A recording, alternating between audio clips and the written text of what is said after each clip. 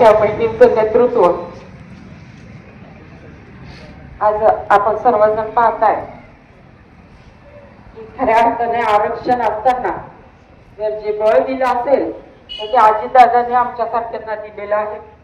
आणि एक अध्यक्ष म्हणून राष्ट्रवादीचं काम करत असताना आम्हाला एक मोठा आधार दादांचा होता. जणू काय आमचा भाऊ आमच्या सोबत आहे अशी भावना या ठिकाणी आमची होती. पंचायत समितीला सभापती म्हणून काम करत असतात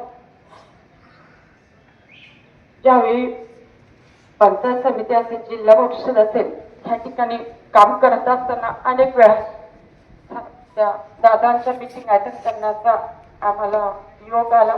खऱ्या अर्थाने प्रशासक म्हणून काम कसं असावं आणि त्या ठिकाणी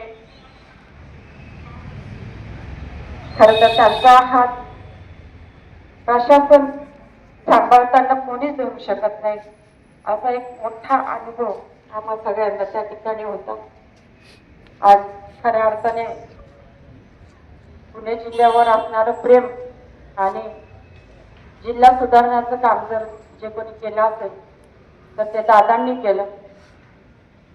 या महिलांच्या वतीने खरोखर आज मी दादांना सलाम करते की कालपासून कुठल्याही गोष्टीत मग तो प्रचार असेल किंवा पुढे जाण्याचा जो आमचा या ठिकाणी निर्णय आहे आम्ही कसं पुढे जाऊ असा मोठा प्रश्न आमच्या पुढे या ठिकाणी आहे.